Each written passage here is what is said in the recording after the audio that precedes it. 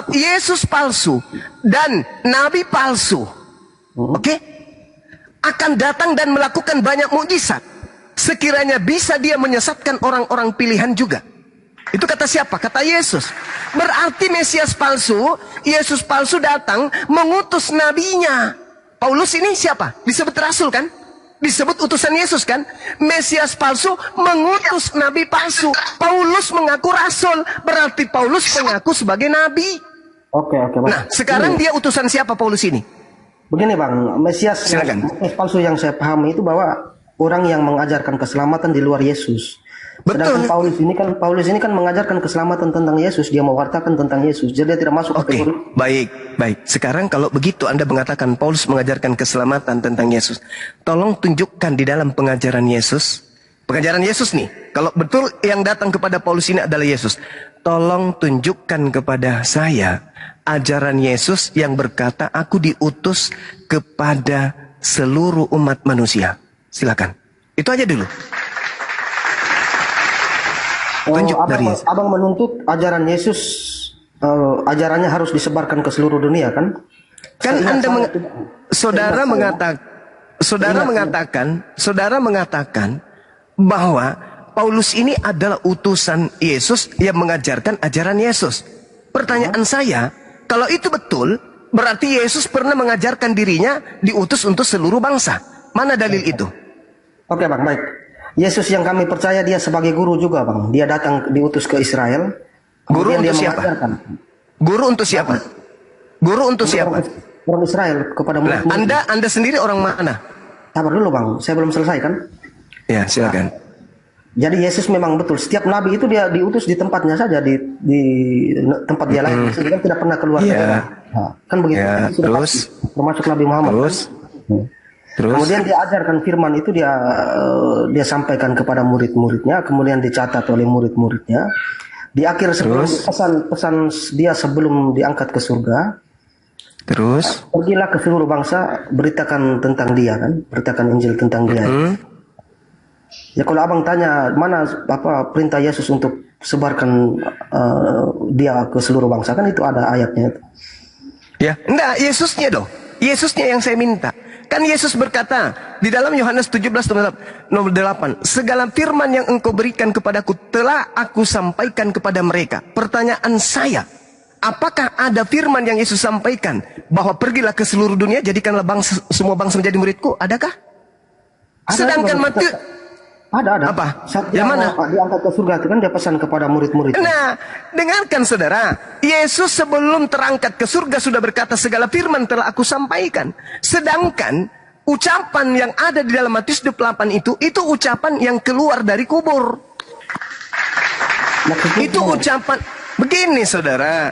Yesus sebelum ditangkap, Yesus sudah berkata segala firman telah aku sampaikan. Nah, semua firman yang Yesus telah sampaikan kepada Bani Israel muridnya, tidak ada ucapan yang berkata, pergilah ke seluruh bangsa, jadikanlah seluruh bangsa menjadi muridku. Nggak ada.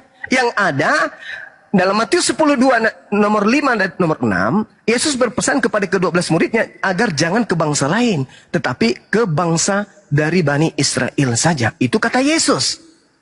Oke? Segala firman telah aku berikan, telah aku sampaikan. Nah, di antara firman itu tidak ada yang berkata, pergilah ke seluruh bangsa, jadikanlah seluruh bangsa menjadi muridku. Itu tak ada. Ketika seluruh firman telah disampaikan oleh Yesus, sudah selesai, Yesus terangkat ke langit. Tiba-tiba ada Yesus palsu yang mengatakan, pergilah ke seluruh dunia, jadikanlah seluruh bangsa menjadi muridku. Begini Bang, kalau sepemahaman saya itu begini. Pernyataan bahwa semua firman yang telah engkau sampaikan kepadaku telah kusampaikan kepada mereka itu ada berkaitan dengan ajaran hidup dan sebagainya kan. Nah, ada nggak Matius 28 di situ? Sabar dulu Bang. Kalau yang saya pahami seperti itu, yang dia maksud di situ bahwa ajaran hidup itu seperti apa, bagaimana cara beribadah kepada Tuhan, itu yang disampaikan di situ yang dimaksud dia. Iya, Matius 28 pergilah ke seluruh dunia jadikan segala bangsa.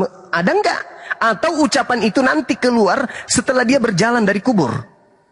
Bukan, begini, perintah yang terakhir itu bahwa ajaran yang firman yang setelah dia ajarkan kepada murid-muridnya itu, cara hidup dan sebagainya itu, Yesus perintahkan ajaran itu pergi ke seluruh dunia dan ajarkan. Tidak ada itu, tidak ada. Ya, memang tidak ada memang, betul. Nah, jadi yang mengajarkan pergilah ke seluruh dunia, beritakanlah Injil dan juga jadikanlah seluruh bangsa menjadi muridku, itu bukan Yesus.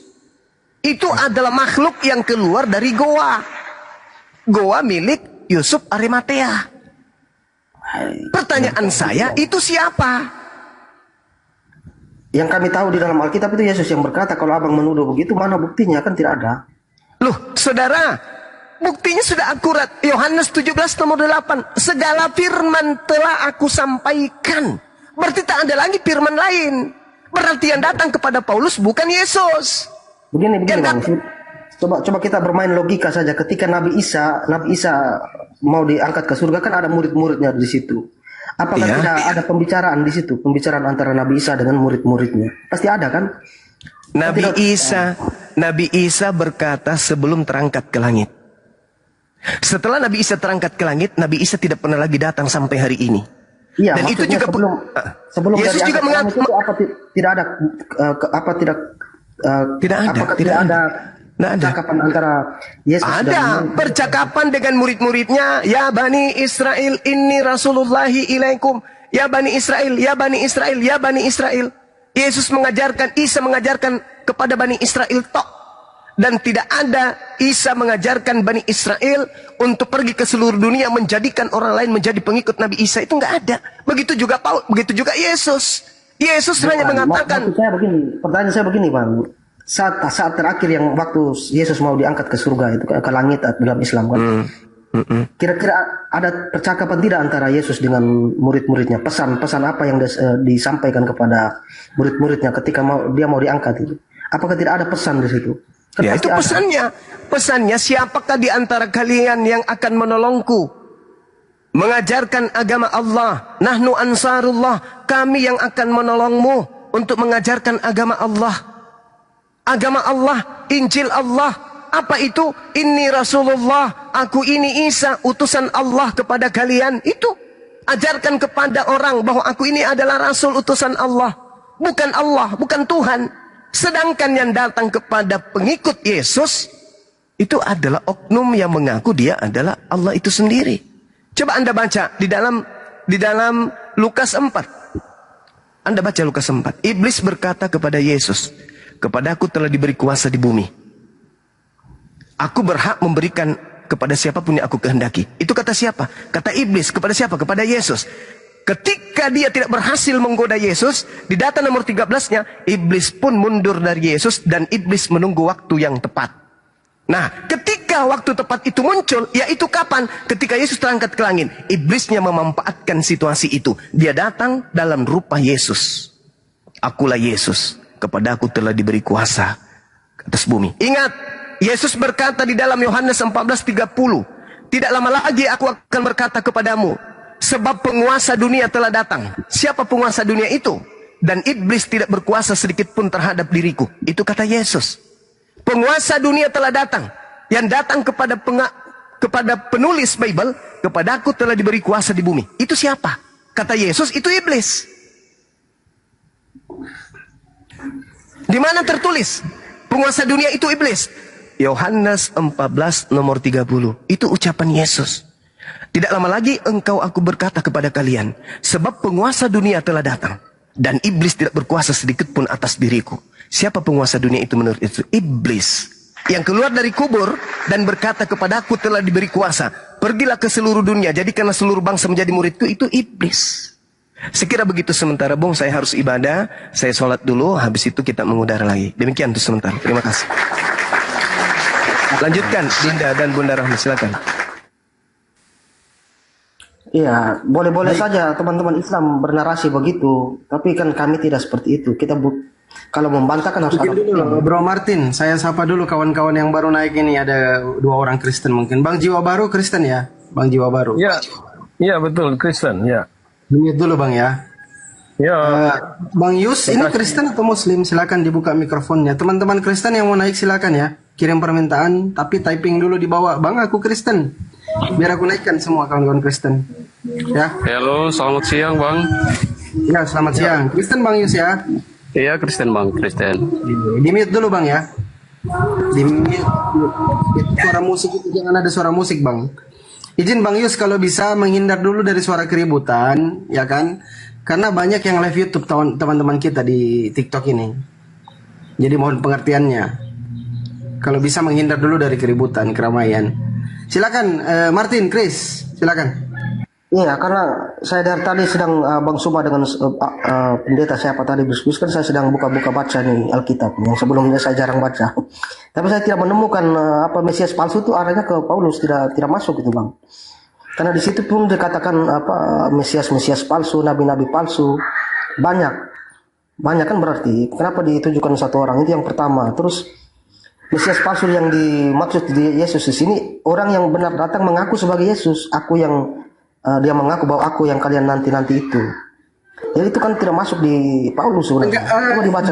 Dari argumentasi Bang Zuma tadi, Goronda tadi, kan ada Paulus itu dalam perjalanan ke Damsik di dalam KPR 9 nomor 5. Paulus itu kan berkata, jawab Saulus, siapakah engkau Tuhan? Dijawablah oleh sosok ini. Akulah Yesus yang kau aniaya.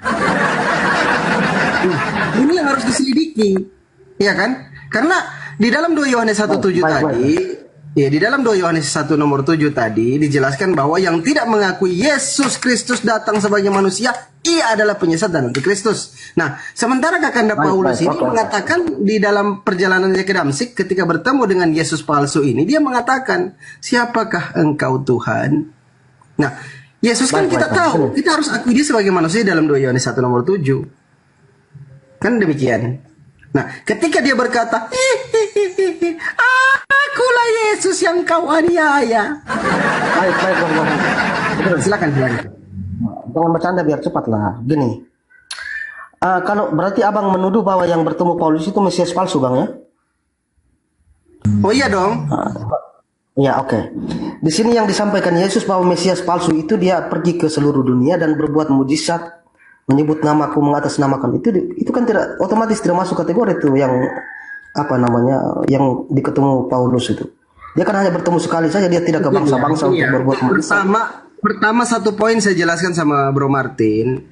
Di dalam KPR 13 nomor 1 di situ Paulus nabi. Coba dibaca. Baca deh. KPR 13 nomor 1. Tadi abang mengatakan, dibaca dulu. Bro Martin dibaca dulu. Enggak, dibaca dulu. Sabar dulu, gini. Yang tadi abang katakan bahwa yang bicara Mesias palsu di dalam Matius 24:25. Bro Martin dengarkan. Di dalam Matius 24:25 sebab Mesias palsu dan nabi-nabi palsu akan muncul dan mereka akan mengadakan tanda-tanda yang dahsyat dan mujizat-mujizat sehingga sekiranya mungkin mereka menyesatkan orang-orang pilihan juga. Nah, coba dicek di dalam KPR 13 nomor 1. Di situ Kakanda Paulus itu adalah nabi. Silakan dibaca dulu. Iya, tadi kan fokusnya bukan ke Paulus yang abang katakan Mesias palsu itu yang bertemu Paulus di guru itu. Betul, ini kan kita tengah selidiki siapa sih yang menyesatkan orang-orang pilihan itu, orang-orang banyak itu, siapa yang sesatkan mereka? Mari kita selidiki, kan gitu. Sabar dulu bang, sabar dulu. Seandainya pun Paulus ini korban yang tersesat, yang kita fokuskan bukan ke Paulus, yang tadi saya mengikuti yang abang katakan. Bukan korban dialah penyesat yang mengaku bertemu dengan Yesus palsu. Dialah orangnya ini, dia bukan tersesat tapi penyecak. Sabar, narasinya tidak itu, narasinya tidak lalu. Silakan Anda bela dia, silakan Anda bela dulu dia, silakan nanti sebenarnya saya bantah narasi Anda, silakan. Iya, kan narasi itu sudah lari lagi dengan narasi pertama abang kan. Yang saya tanya tadi pertama, abang bilang Mesias palsu itu yang bertemu Paulus di padang gurun, yang dalam bentuk cahaya dan kemudian mengeluarkan suara. Sementara kalau kategori Mesias palsu di dalam yang dibicarakan Yesus di sini, Mesias palsu itu dia pergi ke seluruh dunia untuk berbuat mujizat dan sebagainya itu.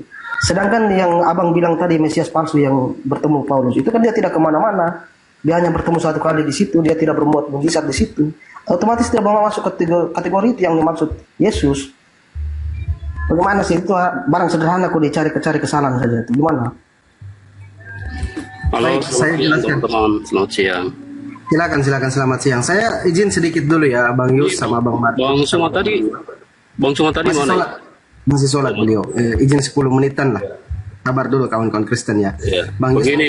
Begini bang, cara kita berdiskusi kita tidak boleh menyimpulkan sesuatu Baik, tanpa Bang Yus, bentar Bang ya. Nanti dengan Bang Zuma